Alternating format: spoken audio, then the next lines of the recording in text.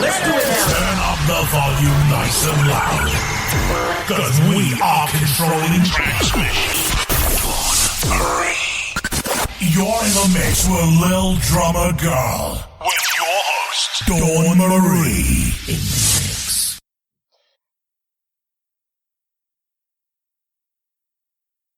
Hey there, my rockin' drumsters. Welcome back to the Little Drummer Girl. I'm your host, Dawn Marie Mutel, and today I am super stoked because I have a very special friend on the line, Gerardo Jerry Velez. He is best known for playing the congas and drums while performing at Woodstock. Yes, the original Woodstock with, guess who? Jimi Hendrix. How cool is that? He is a veteran percussionist and drummer who's performed in over 200 celebrity recordings and played with cats such as David Bowie, Sir Elton John, Stevie Wonder, Destiny's Child, Stevie Nicks, Chaka Khan, Mark Anthony, and countless others. He's also a member of the jazz fusion band Spyro, which combined jazz, R&B, funk, and pop music.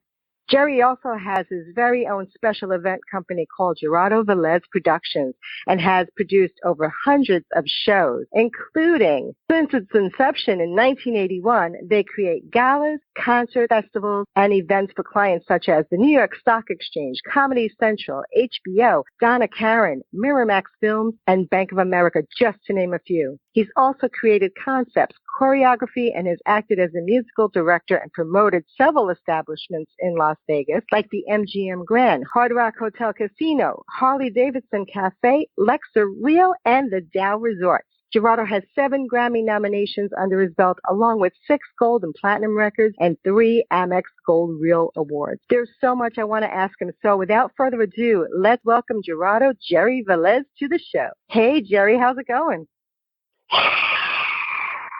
Thank you, folks. Thank you. So it's going great. Thank you. I love that guy. I didn't know I did all that stuff. That's fantastic. You have so many accolades. I can't even begin, and I'm so stoked that you're here. So thank you so much for taking the time out to be here. I really appreciate that. Oh, it's my pleasure to be here with the Little Drummer Girl. The Little Drummer Girl. That's, we got to support the drummer family. It all started from drumming and dancing and, pounding on anything we could, and that's how it all started.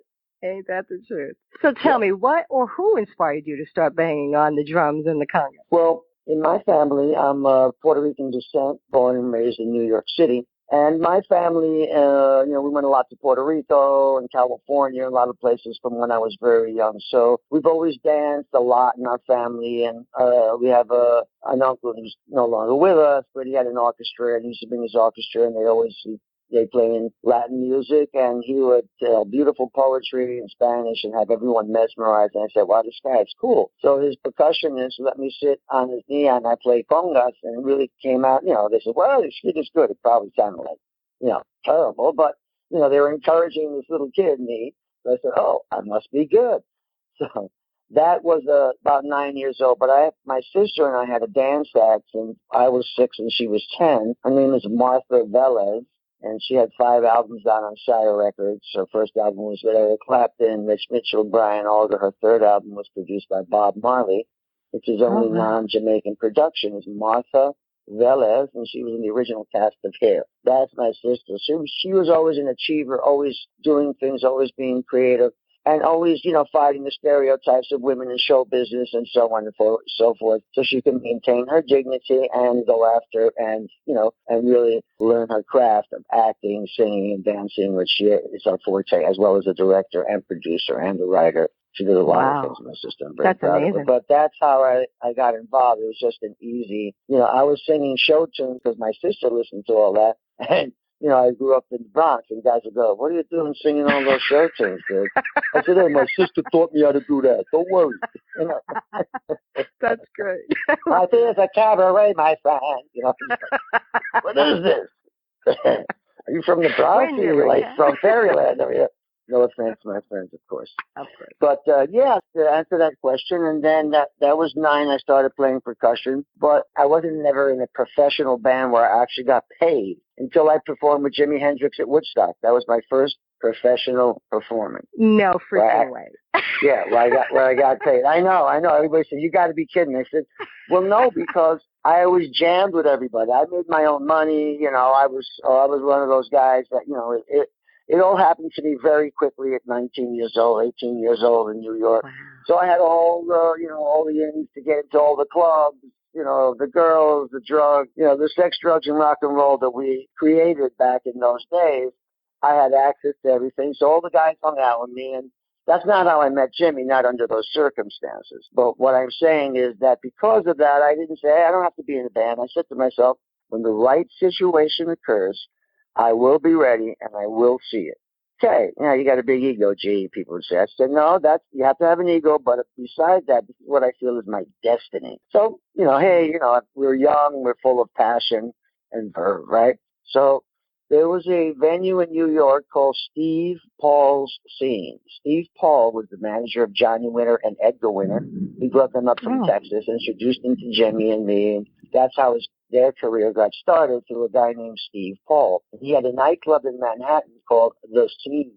Cool, right? The Scene. And it was on 46th Street between 8th and 9th, and it was downstairs. I think there's a Chinese restaurant there now, but it's downstairs. It was kind of like, the Cave where the Beatles used to play and all that, which was low ceilings. You're in a basement and everyone played. So I went there with a bunch of my friends, and we were sitting at a row across there must have been 8 of us or something like that. And I went up and I was playing with Rick Derringer, he was with his band. They did Hang On Sloopy at that time. Hang On Sloopy, big hit. And then I sat in with him and Jeff Beck. Jeff Beck was there that night. Oh, nice. And we sat in and we jammed. And after I sat in for 2 songs, and I put my gear to the side, I got off, and some other guys got up to play because it was a jam session. When I went back to my seat and I sat down, I got a tap on my shoulder. I looked up, and it was Jimmy. He said, hey, man, that sounded great. You want to come up and play when I perform? I said, sure, man. So, people would ask me. I said, that's cool, because I felt because of the instrumentation I played, I didn't think playing with Jimi Hendrix was going to be the right thing for me. And to me, I didn't care who he was. I'm more important than him or anybody because this is my career. So I thought, let's see what happens. He plays loud guitar. I play acoustic instruments. I come from a slightly different perspective. I'm more like Crosby, Stills, Nash and Young, maybe Sons of Champlain. That kind of music has a lot of percussion-oriented rock and roll in it, which I love. Right, and I love all kinds of music, but Jimmy was more edgy. I love that too.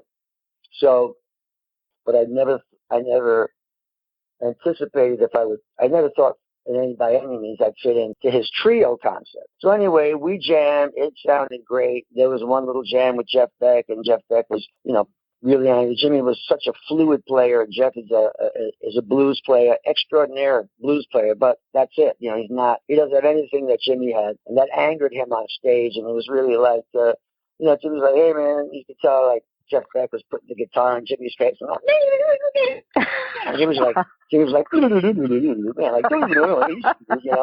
and it was like, oh man, he was so frustrated. And then after it was done, we sat down and said, man, that's great.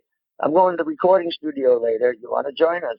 I said, sure. So I brought all my friends, and, we had a big party in the recording studio, and Buddy Miles was there, and, he arrived later, and a bunch of other people arrived, and, people were coming in and out all the time, and we were in Media Sound, which was one of the most active and prestigious recording studios in New York. It was on 57th Street between 8th and 9th. It later became Le Barbat. I don't know what it's called. I was going to say, was it Le Barbat? Wow, okay. Yes, Le Barbat. I think they call it Providence. There's another. I don't know what's in there. I think it's Providence now or something like that. Yeah, but then it was right after it was recording studio. So there was gold and platinum records all over the place. So when I went to see Jimmy, we jammed for 10 hours that night. And then afterwards, I went to the lounge. We used to smoke cigarettes. So I went into the lounge to smoke a cigarette. And he came in. I said, man, that was great. Said, yeah, man, that was really great. He says, well, what are you thinking? He said, listen, I'm starting a new concept. I'm bringing up my 2 buddies from the military, a rhythm guitar player and a bass player that I like to work with. Probably Buddy, I want to do something different that adds a lot of more interesting music. And while we hung out, we became really good friends, and we used to go through the village and go down to East Village and, down to a place called Slugs that was really like a very, very bad neighborhood in the Lower East Side in Alphabet City, where you usually didn't go into that area unless you were from that area or going there to get drugs, either one. But to go and listen to music, it was, it's pretty, most people didn't do it. But Slug was one of those places that had very cool avant-garde jazz. And we used to go listen to Sun Ra. We used to listen to, just really out there musicians that were doing stuff that was really experimental.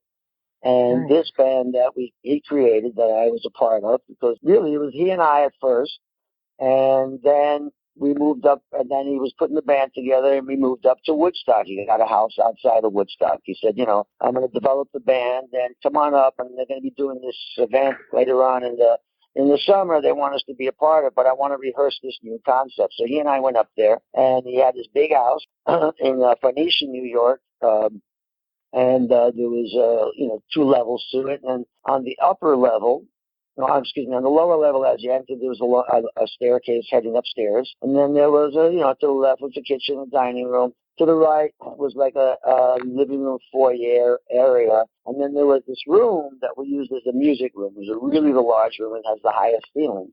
So and there was all kinds of instruments and records and turntables and anything that can play. And, it was that kind of room. We just would, get buzzed and just go around the room and start playing all kinds of instruments and throwing on records. You had bins full of records, and we just would, all right, close our eyes and put our hand in and come up with a record, put it on the turntable and play along with it. And that's how we came up with that's how we came up with ideas. So he had a room on the second level. He had a room to the left of this large bathroom. And then there was a hangout area, a very small hangout area that we used to bring people. We had private parties up there. And my buddy Kenny Rankin would come and he'd sit in. And, we'd just play acoustic music up there. And Jimmy, my room was on one side, like I mentioned, and Jimmy was on another. So, at the end, he'd go to sleep. I'd go to sleep the next morning. Hey, we got to get up 10. One of us would set an alarm, wake the other guy up, And we lived there for a while together, back and forth to New York. And then later on, Billy and Larry Lee came up, and they were friends of Jimmy. And they were good church boys from the South. And, they didn't do drugs. They didn't party with us or any of that stuff. They were kind of like deer in the headlights. I think they had PTSD.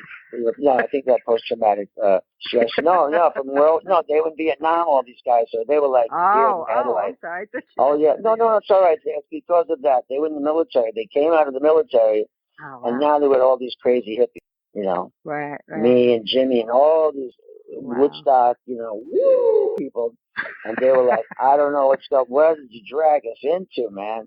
And they basically stayed in their rooms until it was time to practice and rehearse. And Mitch came later on. So Michael Jeffries, who was Jimmy's manager, was not a nice guy. Said, who's this kid, Jerry Velez? I don't know him. Why do you want him in the band? Jimmy says, I love the way he plays. And he's staying in the band. Because I could hear it through the wall as they were arguing, like as if I wasn't on the other side of this thin wall listening to everything. But he didn't give a crap. I mean, this guy was not a nice person. And if you read the history of Michael Jeffries, you'll see. So then he said, I got this other percussionist you should check out, and that was Juma. Juma Sultan, and Juma played more of an African style. I played more of a rock to Latin style. And we all hit it off, and it was great. And Juma was, he wore all these beautiful African robes, and I always called him the African Prince because, he wore the dashikis and the hair thing and the head. And it was like when that all happened, like everybody was finding their root. That's why after that, I said, all right, Jerry Velez is gone, and now Gerardo, which was my real name, I'm going to call I'm going to use Gerardo because, after all the, craziness that went down up to a certain point, I had to leave, and then I said, okay, I'm changing my whole life, and that's why I left Jerry Velez behind, and I became Gerardo Velez, and, that's when we started Spyro Gyra, which was really the first fusion group, which was like what we were trying to do with Gypsy, Sun, and Rainbows, the Band of Gypsy, because that's what our band was called, Gypsy, Sun, and Rainbow, Band of Gypsies. I came up with Gypsy, Sun, and Rainbows. Jimmy came up with Band of Gypsy. So if you go and you look at the Woodstock movie, we argued over it. Not argued, we discussed it all the time. And, I said the Band of Gypsies was kind of bland. I said, it was all that time of sunshine and, sparkling. Right. So Gypsy, Sun, and Rainbows now. Woo! So he liked it. So if you notice the Woodstock movie, you'll see when Jimmy started, he said, "Hey, we're Gypsy Sun and Rainbow. It's just a band of gypsies." And he turns around and looks at me, basically he says, "Okay, I said it, dude. There you go. There you go." And that's the kind of brother he was to me. So if you look at it, that's how the band of gypsies started. It was not the trio. People say, "Hey, man, the band of gypsies was the trio, man, of Buddy, Billy, and Jimmy." Well, let me tell you. Yeah, Buddy was going to be in the band. We were seeing how Billy worked out. The reason we wanted to use Buddy is not only because Buddy was a great singer, but he was a great pocket player. He played groove. Mitch Mitchell played jazz. He played jazz, and that's what was the cool thing to Jimmy's contrast, which made their chemistry come up with those great songs. He wasn't a pocket player. He filled up all the space. But when you add me and Juma, he didn't want to relinquish any space to us. So it sounded like a big cluster of blah, blah, blah, blah, blah, blah. He came like 3 weeks before the festival, and he was pissed off. He wanted, the old, just wanted to come and play the experience music and go home and do all these crazy people, And we got along, but not great. And we always got along after, right up until his death. I saw him a couple of weeks before he died. To him, we were a bunch of nonsense, and Jimmy should have just stayed with the trio. And I said we should have hired Buddy, but Buddy couldn't do the gig because he was doing his own band. Blah blah blah.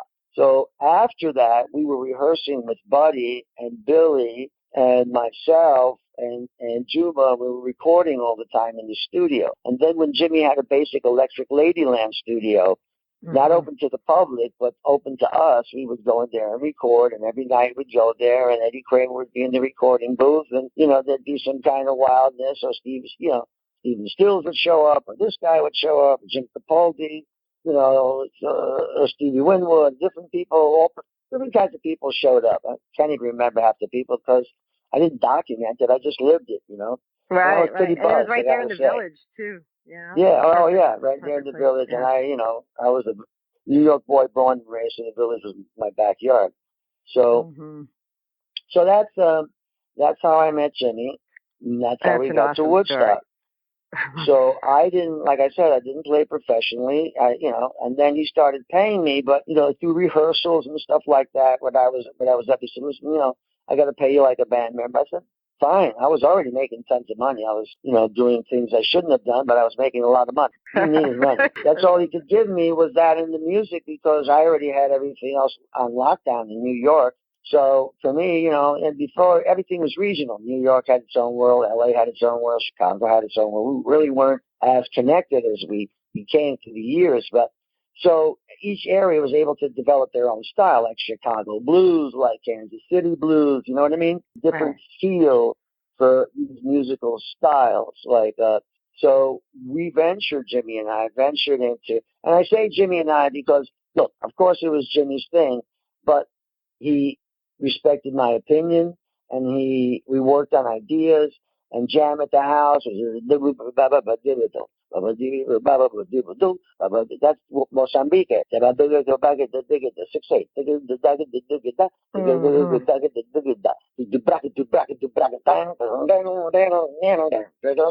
how we started that song. Oh, wow, I love it. Yeah, and then a bunch of other things. I never got credit. I never got paid for the music. I didn't care. Really? When Jimmy passed, I said, okay, and I went on with my life because, I lost my bro. I didn't know anything really about the business. I wasn't, like I said, that was the only experience I had in a band. So, and it also, Woodstock was my birthday. August 15th was my birthday. It was my 22nd birthday, and we played on the 18th. So I arrived the night of the 15th on my birthday. I never slept. I didn't sleep for 2 weeks before that, and I didn't sleep for a week after that. So, yeah, that's how we ran. And then we'd sleep for 10 hours and do another 3 weeks. Yeah, we'd sleep for 10 hours and do another 3 weeks. So that's amazing. Those were the times. I can't believe it. Yeah. So please, any other questions? I'm rambling now. I do. Yeah. What would you say maybe was one of the wildest moments that you might have had, either playing or not playing? Oh, boy. Oh, let me say. But I got to tell you a funny thing. I got to tell you a funny story with Spyro Gyra. So Spyro Gyra, which I was original member of the band. We started in Buffalo, New York. It was out of nowhere. We had a hit right away. It was jazz fusion. We were all college students in Buffalo. We had a hit, and I'll tell you. I can tell you later how we did it. Well, basically, I'll tell you. 16 labels turned us down, so we put the music out on our own. Jay Beckerstein, the leader of the group, and Richie Colander, his partner, who were the driving forces behind the group, they we put out 3,500 records. They sold right away. There was big record stores called a Record Theater, and the guy who owned it lived in Buffalo, and he was a regional distributor called a One Stop that all the little stores would come to get their bond. Their basically, he was a middleman that had all the records. You came and you bought it from him at a discounted price, and then you sold it at a higher price, of course. Sweet. That's what music stores did. So we had a network of how to sell it. So we sold 10,000 records in this guy's store, and he said, wait a minute, these kids are selling 10,000 records. I should sign them. So he signed us to his label, and, and Shaker Song was out. Oh,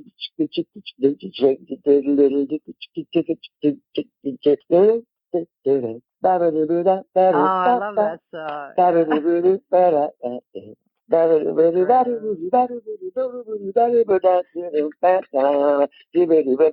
Really cool, man. It was really amazing. Smooth. It was smooth. That was the time. And our records were pristine. Richie and Jay made beautiful records with a guy named Jeremy Wall who did a lot of arrangements. And, he was an original guy with those three. And then, we were all the original band, myself and a bunch of other guys. So, we helped formulate what the fusion sound became because we were selling more records than big jazz acts, and here we were, these college kids who were writing great music, and, we were on the pulse of what people wanted. So when we went, we had a record and said, now you're going to start touring, boys. Now you're going to go to Tipitinas in New Orleans. That's where you're going to start your tour. Wow, that's a long drive from Buffalo, New York to Tipitinas in New Orleans. We were so excited we could barely sleep the whole way. Wow. We get to Tipitinas, there's nobody in the audience because no one knew who we were. Our records weren't popular in New Orleans. They were popular up north in California. So there were 6 people in the audience and 8 people on the bandstand. So we actually introduced the audience to the people personally. And everybody laughed, and we played for those 6 people. And we said, the hell with it, we're here, we played. So we played for 6 people. Afterwards, we get into our buses, and we're on our way, and we stop at a Cake and Steak. That's what they have down there. It's called a Cake and Steak. We stopped there in the middle, late at night. And it was like between New Orleans and Baton Rouge, Louisiana. Baton Rouge, Louisiana. And, Alligator Road, they call it. You're driving through Alligator Road. Anyway, we stop at this place. We order, they bring some food, just a little bit, coffee and stuff, and then the lights go up, blackout. And the girls all suddenly go, oh my God, Lord have mercy. Oh my God, what's going on? There's no lights. Oh my God, there's no electricity. Everybody, you got to go. You got to go. And we're going like, what the heck? We didn't have flash. No one had, we got flashlights, excuse me. No one had cell phones or anything. They couldn't open the registers because the registers just became electric at that time. So all the registers were locked, right? So we dropped down. Each guy dropped down $10, $20. I mean, we left more than we should have. And we said, hey, man, sorry about your problem. We're out of here. Money's on the counter. We left, right? And one of our guys, the drummer, Eli Konikoff, left his bag with his address book with all his stuff in it. You remember how important the address was back then. It was your whole life. That was your life. You lose that, you're done. It's like losing your computer today. You're done. That's right. Or unless you're on a cloud, you're done. So we went back. When we arrived, the lights were on. State troopers were there. The girls were inside. There they are. What? Hey, we're here. We're back. We came. No, those are the guys. They left without paying. And we said, whoa, no, we paid. So there was this 2 typical Southern state troopers with the guts. They haven't seen their toes in 20 years. They should have a little piece of straw stick in their mouth, They got a gun on each side that they haven't seen their hips in who knows how long. And they go, okay, now hold on, y'all. Everybody just back up a little bit. And I said, oh man, this sucks. So I said, these young ladies said that y'all left without paying your bill. And I said, we all said, no, we pay. I left 20, you left 10. Ladies, you know, I don't know nothing. I just never left me now. I ran into the back, and I didn't know what to do because I don't know. People have guns here. People do all kinds of things down here that I'm not used to. So I closed the door after everyone was gone. There was no money on the counter. So we said, we left money on the counter, said the sheriff. Said, without thinking, I don't know what happened here, boys, but I see there's a bill, an outstanding bill for y'all. So y'all going to have to pay that outstanding bill. So we said, we just, okay, we'll pay, okay, we pay. I don't know, it was a bunch of us. It was over $100, $150, which is probably like $600 today. Right, today, yeah. A long time ago. And so one of our guys came back in, and he was furious. Came back from the truck. Now, we're all like, what the hell's going to go? A backup car came, had his lights on. Like, what's going to happen, man? We're going to be like, they're going to take us into the jungle. They're going to take us into the swamp, and we'll never come out. Yeah, so really right. all of a sudden, our guy comes in. We have a guy. He was a big guy, and, we used to kid around. We called him Orca because he was as large as a whale. So we called him Orca. So when Orca came back into the restaurant, I said, gosh, he's cursing like a state, like a trooper, man. What's up, man? He said, there's a guy out there, man. I jumped onto our truck to open the truck to get a flashlight so I could come back in and help. And as I jumped off the truck, he had a shotgun in my face. Oh, my gosh. And he said, don't move. And I said, what the hell are you doing? I said, you city boys ain't going nowhere. Now get in that restaurant. Oh. So he goes, Orca goes in the restaurant with this guy following him with a 12-gauge shotgun. So as he enters, the state trooper says to the guy, now, didn't I tell you, go ahead now, you put that gun back in your truck. Now, I tell you, now take the bullets out, take the shells out of that. Now, you know you shouldn't do that, Rupert. You know you're not supposed to do that. You're not supposed to pull your arms out of some stranger that you don't know. What happened if you would have shot this poor boy? Oh, my God. Oh, well, go put your gun away. My guy was going to kick this guy's butt because the guy was a lot, Now, he didn't care. Who cares? The guy pointed the gun. He's a New York kid. He's like, we're ready to fight, dude. So the state trooper pulls around and goes, I think you boys better get on to your buses, pay your bill, get on your bus, and head on out of town. And we said, yes, sir. So we jumped the car and we headed out of town. That was our first tour. Welcome to touring for Spyro Gyro. Makes you wonder about the music business. That's bizarre. Here's one with Jimi Hendrix. We partied like for days, and here we are, it's like 6 o'clock in the morning. The sun's coming up. I love to ride horses. He had 2 horses. He didn't ride, so I would ride all over the place. I said, "Come on, Jimmy, let's go for a morning ride." I don't know. Come on. Finally, he comes with me. So I saddle up the horses, and if you don't hit a horse in the stomach as you're tightening the cinch for the saddle, they expand their stomach. So when you put the cinch on, if you don't hit them in the stomach for them to go like that, it gets loose when they, suck in their stomach. Oh, no. I forgot. It's 6 o'clock in the morning. I'm whacked out. What do I know? Let's go back riding, man. Yeah, well, this is cool, dude. So I put Jimmy on the horse. He couldn't get up himself. I give him a boost. I put my hands together, throw him up on the horse. He's holding on to the horn and the hair and the reins, and he looks, like totally, and he has a complete Jimi Hendrix outfit on. Just never a guy who was just in a jeans and T-shirt. Oh, no. He had a velvet scarf on. He had a fringe shirt on.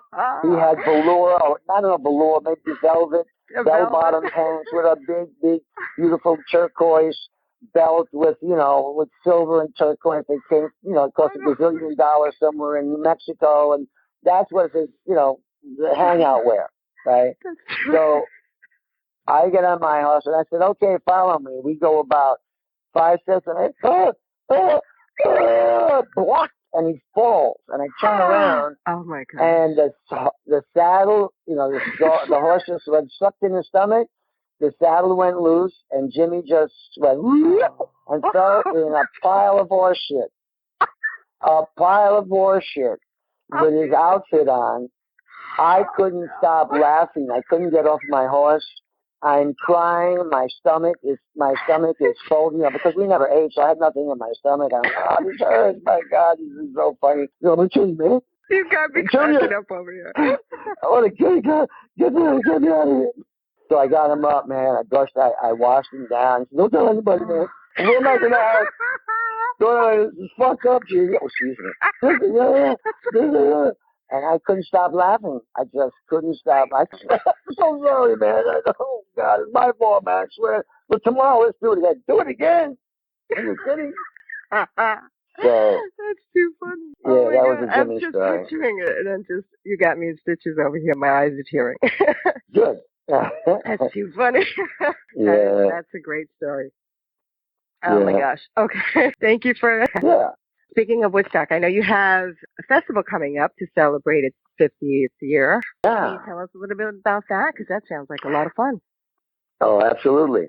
Now, a lot of people, and probably your listeners as well, have heard many, many things about the big Woodstock with Michael Lamb, Woodstock 50th. It was going to be in Watkins Glen, and, disaster after disaster. And a lot of people thought that was the only Woodstock happening, the only event happening, but that's not true. The actual site at Bethel Woods, New York, is having 3 days of concerts, not a festival where people sleep over. It's a concert. You come and it'll be 4 or 5 bands, 4 or 5 hours of great music. You get back in your car and you go home. The first night they're having Ringo Starr, second night Santana, third night John Fogerty as the main act. They'll have a bunch of other acts. They'll sell out. I'm going to be performing on the 9th, 10th, and 11th of August in West Jefferson, North Carolina at Saloon Studios Live.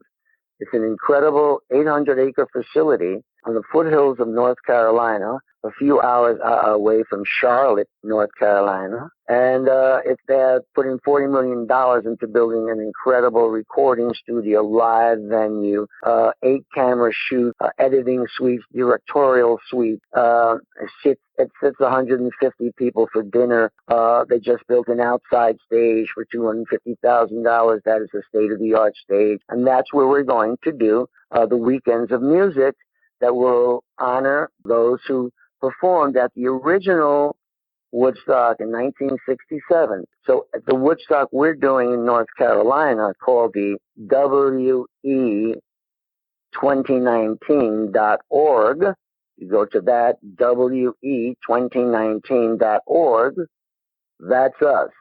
That is Saloon Studios Live. And we have like all the older acts. We have Melanie. We have John Sebastian. We have Vanilla Fudge, Jefferson Starship, Family Stone. Oh God, the list goes on and on. And, folks, if you're listening and you want to know what's going on and you're in that area, please come down. It's going to be a lot of fun on both weekends. In between, we're going to be partying there, hanging out, working on, recording. So we're going to be doing some documentaries. We're going to be streaming content constantly. So if you go to WE2019.org, you can get on the subscription service for $20.19 to subscribe, and then a small fee monthly after that.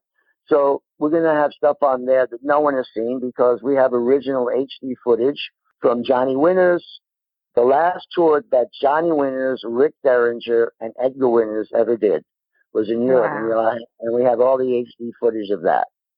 We have lots of footage of me and Jimmy. We have lots of footage of me with Spyro. We have lots of footage of me with Elton John, with David Bowie, with everybody. It's Gorbachev, with Queen Nora, with ex-President Clinton, with ex-President Bush, with, on and on and on. That's what I did with my event company. So after I started promoting Spyro Gyra in the Caribbean in 1981 when we were very, very successful at the top of our game. So I would coordinate shows throughout the Caribbean. And then I started doing shows all over because I love to do that, coordinate, come up with the concept, get in, put the money in, get all that stuff, and have a successful event where a lot of people come. And the energy that you create at these shows, you go to a concert and the energy that everybody has, it's like going to church. It's the church I go to, that's for sure. And that's my religion. That's the altar, is the stage. So well, when the music changed, as it did turn the corner for Spyro Gyra, I said, ooh. And for my own band, Rico, which I had with a guy named Richie Canada, who was the sax player for Billy Joel. When Billy Joel would say, hey, Rico, play something, Richie Canada was the original saxophone player. And he has a band with two other of the original players, Liberty DeVito and another guy. And they're called the Lords of 52nd Street. And they have a guy that looks and sings, that looks and sings just like Billy Joel. It's almost eerie. Wow. It's a great show. You got to check it out. I sit in with them. I also sit in with the David Bowie alumni band. We've had Sting sit in, and we have Bernard Fowler, who's singing with the Stones. He's now, he's been the backup singer for the Stones for 30 years. Corey Glover, lead singer for Living Colour. Joe Sumner, Sting's son, is a great singer. A lot of people, just, on and on, all the great guitar players that worked with. So all these guys, it's an alumni band. Like I worked on Black Tie, White Noise, and I did a lot of recording and playing with David over the years. So that's how I'm a part of it. But, I'm just, I'm probably going to tour with them more in 2020 because Woodstock thing will be over, especially in the U.S. We're doing some dates in Europe for Woodstock festivals and the like. But anyway, getting back to when the corner turned, I started to get more involved in producing shows. So I said, listen, the event business in New York is a good business. So I hooked up with some Wall Street guys, and they went in and got the door open for me to come in and find out what Wall Street needed for their events. So our first event was a huge event for the Mercantile Exchange, which has all the people that deal on the Mercantile Exchange as part of their association. So through that, I got a bunch of clients from the Mercantile Exchange. Then through that, the Security Traders Association, which is for those type of traders on Wall Street, did that. Then we started doing work for Dick Grasso, who was Mr. New York Stock Exchange at that time, for about 6 or 7 years with Dick. And that was very successful. We did the largest outdoor event for SAP, which is the European German software, SAP for commercial use. Yeah. And we did their largest event on Wall Street. I came up with all the concepts. Friday night, when everyone left Wall Street, we came in with semis filled with sand, created a full regulation size sand volleyball court. We also made an amusement area. I had several different stages. I had 15,000 balloons, another 10,000 T-shirts, another 6,000 caps, stretched across in these bags across Wall Street. In the morning when people arrived, they saw Little Anthony Imperials. At lunchtime, when they came out for lunch, they saw the Dixie Chick. In the evening at 4:30, when they got out from work, it was Cool and the Gang, and we ended with Celebration. Celebrate good times, come on. And all the balloons dropped, all the T-shirts, everyone was... It's funny when you see these multimillionaires fighting over T-shirts and caps. You know what I mean? They could buy the whole building, but they're fighting over T-shirts and caps.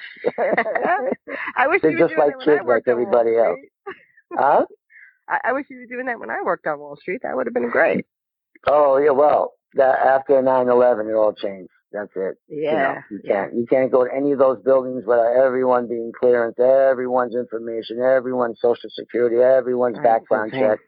No, it's insane. Really, every truck has to be, which ones are coming at what time and who's driving them and, what's on the truck and on and on and on. Before you just drive in, hey, how you doing, Joe?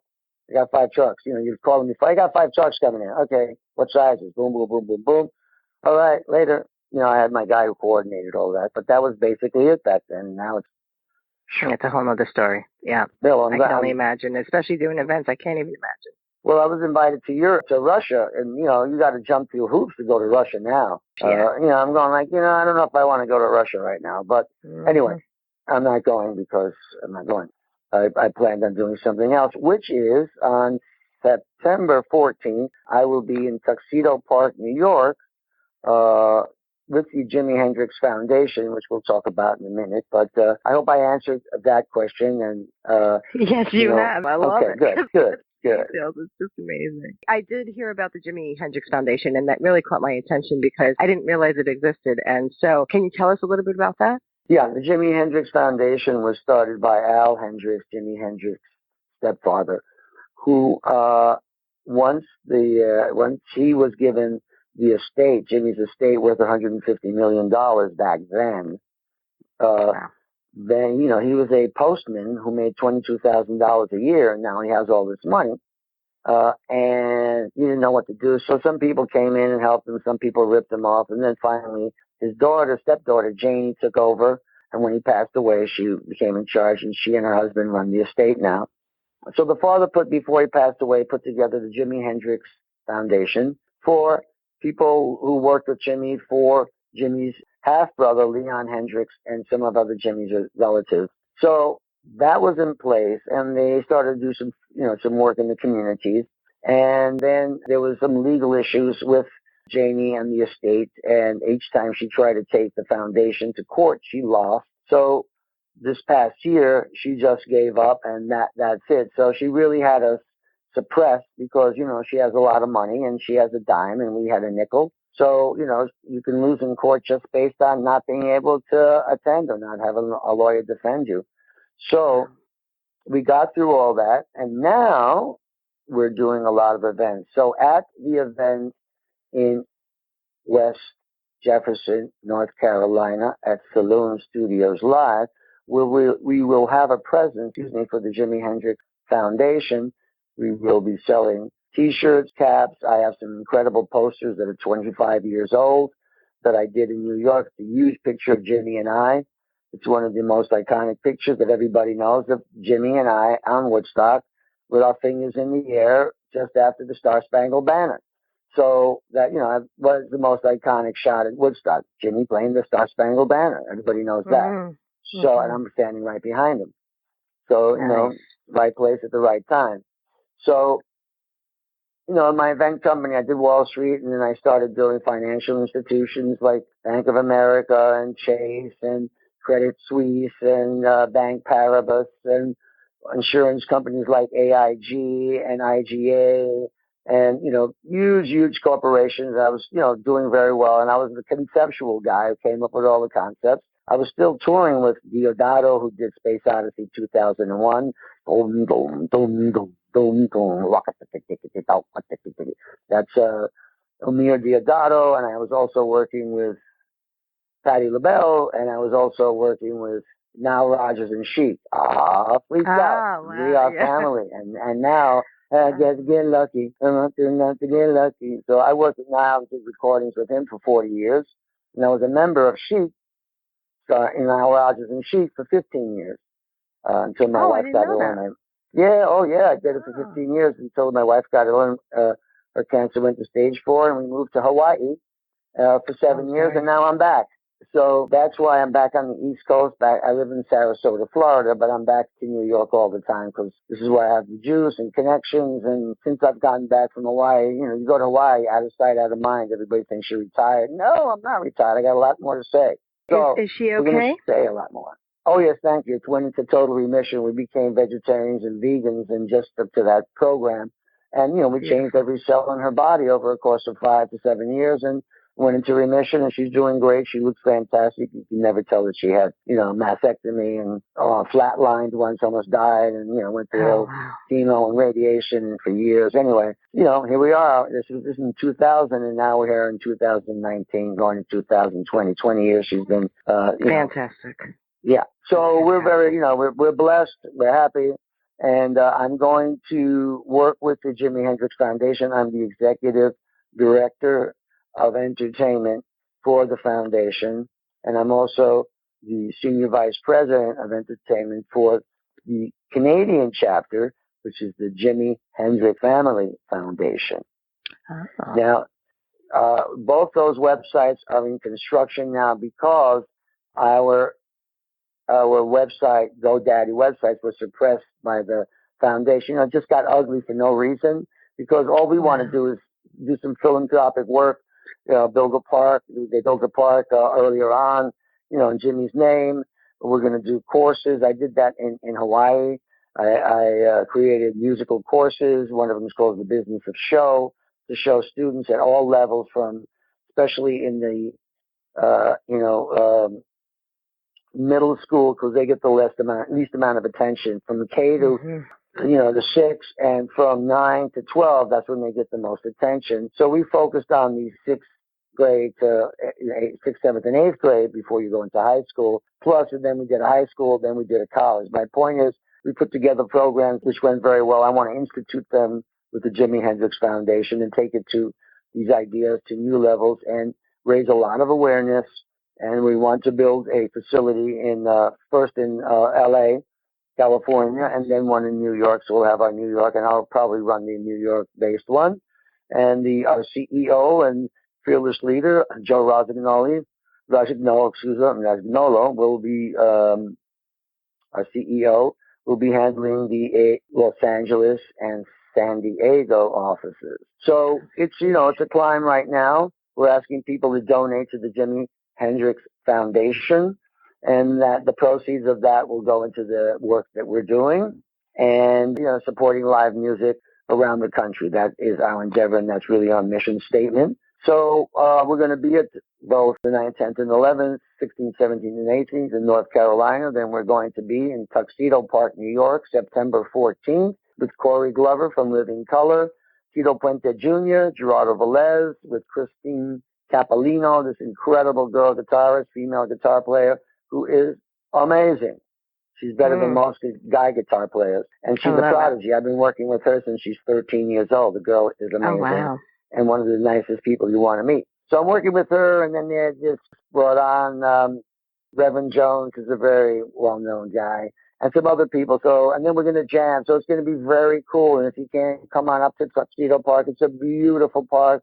It's going to be heading towards the end of summer, just be a crisp, fall day at the end of summer. So come on out, anyone that's in the New York City area. If you're in North Carolina area, come to Saloon Studios Live and frequent the place, because we're going to be doing events there on a regular basis. We just had DJ Thomas there one month. Oh, wow. The next month we had the Fabulous Thunderbirds. So all these groups, there's going to be a different group every month. And then, since we built the stage after the whole Woodstock hoopla, we're going to do outdoor events until it gets too cold in North Carolina. And it doesn't really get super cold there. It doesn't really snow that often, but it does get chilly. So it'll be more the indoor venue, I believe. Who knows? But there's going to be a number of events next year in 2020 that will be at least 50 events outdoors. That could be 2 each weekend. Who knows? But it'll be at least 50 events. Huge. That's what we're going to do. Yeah. So we're building that complex, because I said there's 800 acres. It rests really on just a minimal amount of acreage right now. But, that acreage is amazing. And, now we can hold about 4,000 people comfortably. But eventually, if that seems to be the outdoor venue seems to be the way to go, and we bring a lot of attention to this place, then we'll, probably make something, because the acreage is there and it's easy enough. So what's going on with me? That's what's going on with the Jimi Hendrix Foundation. If you go to GerardoVelez.com, and that's GERARDO, V as in Victor, ELEZ as in Zebra.com, GerardoVelez.com. Thank you, little drummer girl, for letting me do that. Give my plug there. Oh, are you kidding? That's awesome. I'm going to actually put up all of those links in the show notes, guys. Thank you. So you will not, if you didn't have a pen to write that down, have no fear. So let me ask you this question. Yes. Are you ready for the 11-stroke roll rapid fire interview? Yeah, yes, please, go. All right. Your favorite food? Italian. Your favorite pastime? Music. Your favorite brand of percussion? Latin percussion, LP. Car or motorcycle? Car. Your favorite curse word? Fuck. Your favorite person to hang out with? My wife. Would there be one album that you couldn't live without if you were just on a deserted island? No, people have asked me that all the time. What's your favorite album? If you want, I don't know. Earth, Wind and Fire, or James Brown, or Bob Dylan, or it depends. It really depends. Music is mood. Music is mood. Sometimes if you're melancholy, you want to hear Bob Dylan crying. And when you're happy, you want to hear, Will I Am doing, something with the Black, or Chaka Khan, or the Black Eyed Peas, or any of those artists that we're talking about, or any of the great country artists. I mean, there's so much talent out there. And people say, oh, nobody's making good music anymore, always hip-hop and rap crap. Yeah, there's a lot of people making great music, right? Don't you agree? Great music. Absolutely. Yeah. There's always still great music.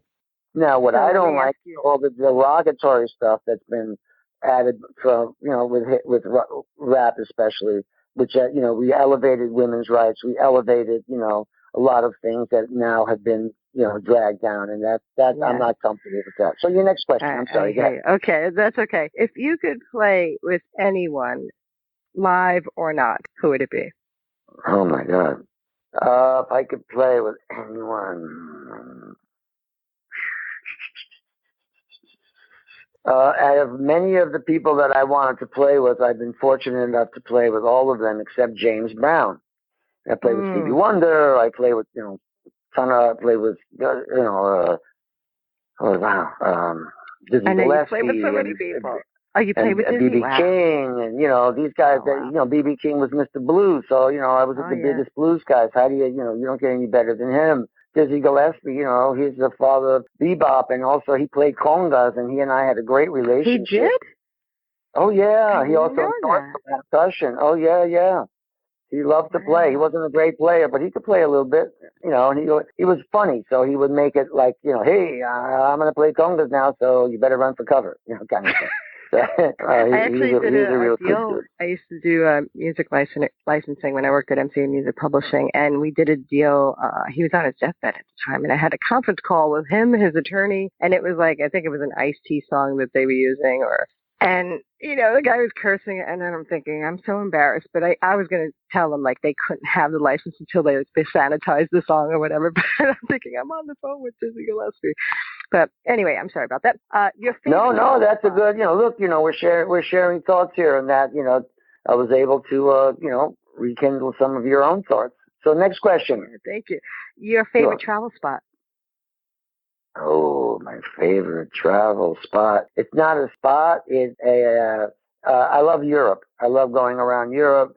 I spent most of my life, 50 years of traveling. Most of my life I spent in the air at 35,000 feet.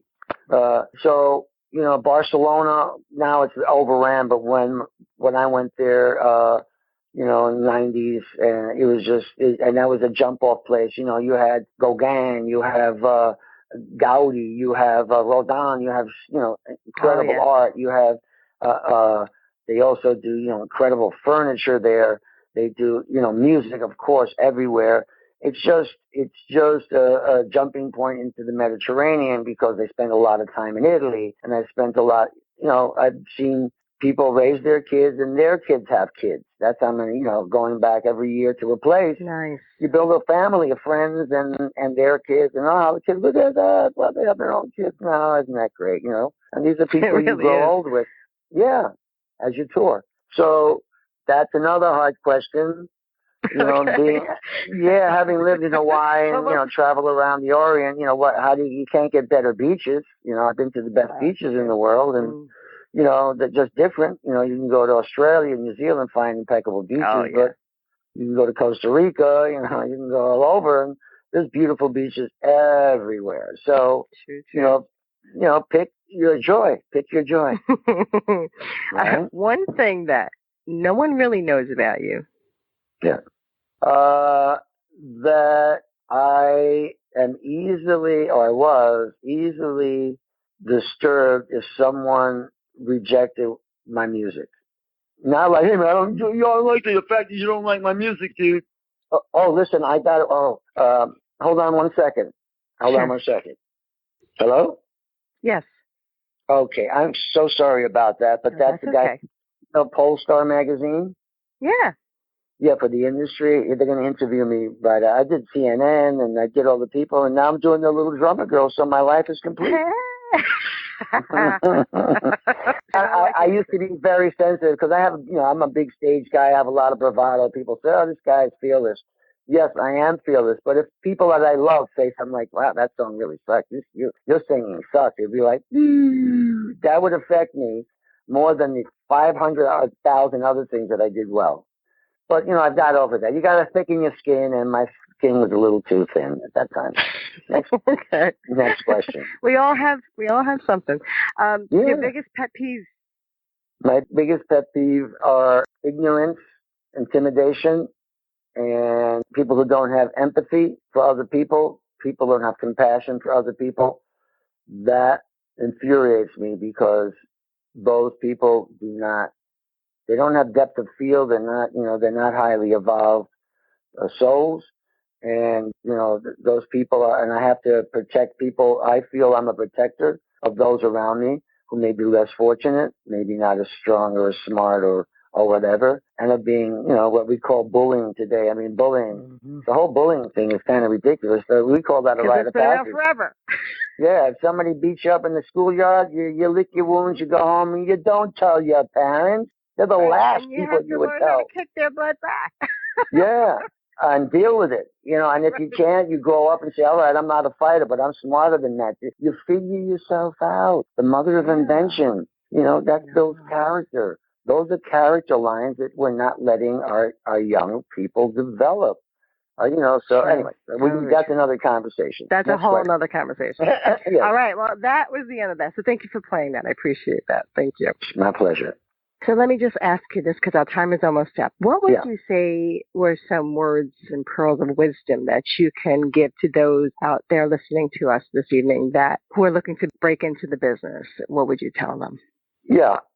I don't care how much talent you have. You don't need that much talent. If you have drive, determination, you stay strong, and you stay focused, you can have a career, not only in business, but in anything that you do. The thing with us is that we use the part of our brain that's not analytical. You must learn how to use the left side as well as your creative right side of the brain.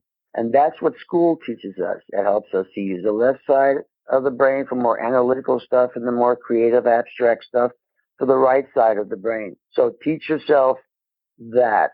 Also, breathing is very, very important. If you're a drummer and you bang your drums at the end of the night, make sure you put your hands in some ice. Ice your hands after the gig. Breathe deeply before the gig. Stretch your body. Stretch all your ligaments, your tendons.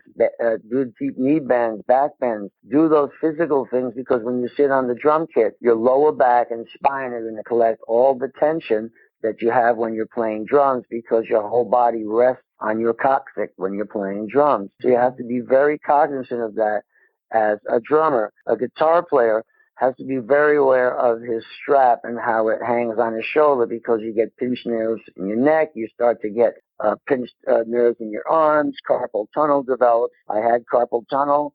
I broke my wrist because I danced on stage. And then I had a carpal tunnel operation and a wrist operation. And my right hand is partially fused. I can't move it like my left hand. So I've learned how for an economy of energy on stage, although it looks like I'm really going crazy, but you learn how to focus. And one of the most important things is being able to get into that space. When you're a professional writer and they say, okay, write a song about a donut, you have to go in there and go, oh, I do that in a second. Donuts, oh, my favorite little treat. Sugar, baby, that's me. Something, and then you go off and you're jamming, you're mentally jamming. You're mentally jamming on ideas. That to me is the essence of the creative process. But if you don't have drive and determination and you only have skills, do not, I repeat, do not become a professional musician. There are other things. You can become an engineer. You can become a manager. You can become a tour manager. You can be around the music business if you so want to. But being an actual musician is a complete release and risk. It's a total risk, and you're bearing your soul, and there's other people that are going to be in control of everything. if you don't know how to defend yourself, not only legally, but, and keeping your spiritual mentality, spiritual depth healthy, your mental clarity by training, working out on your off days, always stretching your body throughout the course of the day, and deep breathing through your nose, exhaling through your mouth, using your head cavity as much as you can to suck in the air, exaggerate your nostrils going up into your air. This is what yogis do in India for thousands of years to get as much blood through the system with nice, pure oxygen to give you fantastic thoughts and developmental ability. So that's what I tell musicians. That's part of my course of wellness for my company that'll soon be, that I'm just launching, called V Strong Fit. V Strong Fit. And the V stands for victory or Velez, but mainly for victory. It's your victory in life to understand your own weaknesses, your own vulnerabilities, and accent your gifts. And we all have to do that, because none of us are good in everything. Sorry. Exactly. And everything is a learning curve, and nothing is unlearnable. I mean, we can learn everything, which I find so amazing, because it's like, I don't know how to build a website. Guess what? I'm going to learn how to build a website. I don't know how to do this again. I'll learn how to do it. And that's, I love what you said about determination, because I think people, when they get that rejection, I just did an episode on rejection, because I find that when I used to model and dance and go in theater and I was, auditioning, it was so horrible when you would get rejected and you'd want to crawl up and end it, and that's it, it's over and I don't want to do this anymore. But I had to keep pushing myself to do it. And I feel like if people don't give up and they just stick it through, like you said with the Spyro, the 16 labels denied it, and it's like, hello, but you guys wind up being on top. So yeah, but we were stupid and young. We were young and stupid. And we thought we could conquer the world. Today I'd go, but we were rejected by 16 labels, guys. Let's move on to something else, That's what I would do now. Look at the guy from KFC. I mean, I heard he, Kentucky Fried Chicken, he went through 1,001 no's before he got his yes for his recipe. So there you go. And so he just kept doing it. I mean, he just kept doing it because he had faith in it, and he knew, that's it. You got to have faith. And even when it looks like it's at its worst, the next day it could be the best thing since sliced bread. So you just got to hang in there, right? Well, I know we have a storm going out there, so I don't know if we lost Mr. Velez. I will try to get him back on the line. In the meantime, if you haven't picked up the copy of the 151 Musically Inspired Secrets book yet, please go to the website www.littledrummergirl.com. That's LALdrummergirl.com/book. And it will be released in a couple of weeks. So please get your copy. I know you're going to love it. And especially if you like things that are going to help inspire you, this book should do that for you and also help you get organized and find your purpose, because, there's a lot of things we do out there and we kind of float around sometimes, because this is going to help streamline that for you and make it crystal clear for what you need to be doing next. So thank you again, my drumsters, for listening. If you like this episode, please share the love. It really means a lot to me. And remember, it's never too late to begin the life of your dreams and leave a trailblazing behind you. So rock on and rock out, and I'll catch you on the flip side.